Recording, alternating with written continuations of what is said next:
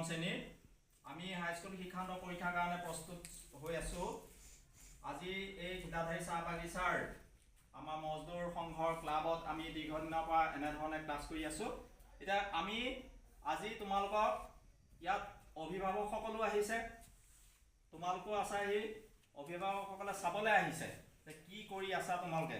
এতিয়া আমি আজি এই বিজ্ঞানৰ যিটো স্নায়ুকোষ বা নিউৰন এই সম্পৰ্কত আমি তোমালোকক বুজাইছো। আৰু ইয়াত আমাৰ অহা সেই প্ৰশ্নৰ ভিতৰত এনেধৰণে প্ৰশ্ন আহিব পাৰে যে স্নায়ুকোষৰ বিষয়ে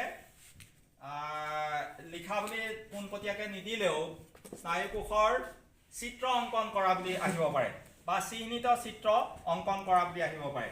এতিয়া আমি স্নায়ুকোষৰ পৰিৱৰ্তে যদি কেনেকৈ নিউৰন বুলি শব্দটো ব্যৱহাৰ কৰে তেতিয়াও আমি এইটোকে আঁকিব লাগিব।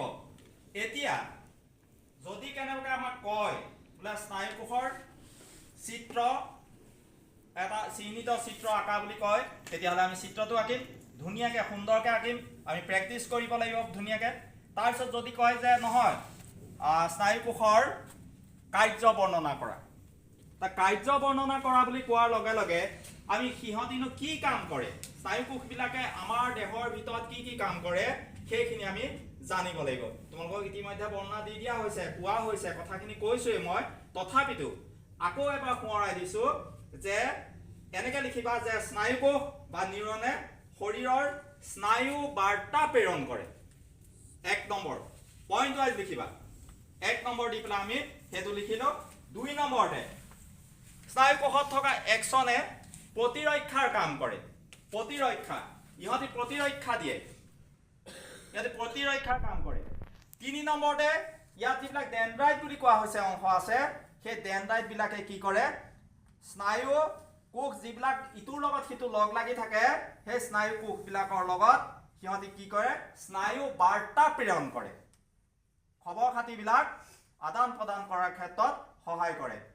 আজিৰ এই তোমালোকৰ ক্লাছটোত মই যিখিনি কথা বুজালো সেই বুজোৱাৰ উপৰিও তোমালোকৰ অভিভাৱকসকলে আহি পেলাই আমাক ইয়াত মানে যি উৎসাহ দিছে মোক, তাৰ কাৰণে মই সকলোলৈকে ধন্যবাদ জনাইছোঁ। আপোনালোকৰ এই সন্তানসকল যাতে আমাৰ এই ঘিলাধাৰীৰ একোজন গৌৰৱ ৰূপে প্ৰতিষ্ঠিত হয় তাৰেই কামনা কৰিছোঁ। আৰু বিশেষকৈ আপোনালোকৰ যি সহায় সহযোগিতা, সেই সহযোগিতাত মই ধন্যবাদ জ্ঞাপন কৰিছোঁ আৰু ছাত্ৰ ছাত্ৰীসকলক শুভেচ্ছা জ্ঞাপন কৰিছোঁ। সদায় আহিম এই মজদুৰ ক্লাবত মোক যিখিনি ঘিলাধাৰী চাহ বাগিচাৰ কৰ্তৃপক্ষই সহায় সহযোগিতা আগবঢ়াইছে, অদূৰ ভৱিষ্যতে যাতে এনেধৰণে এক সুন্দৰ শৈক্ষিক বাৰ্তা ইয়াত প্ৰতিষ্ঠিত হয় তাৰেই মই আশা ৰাখিছোঁ।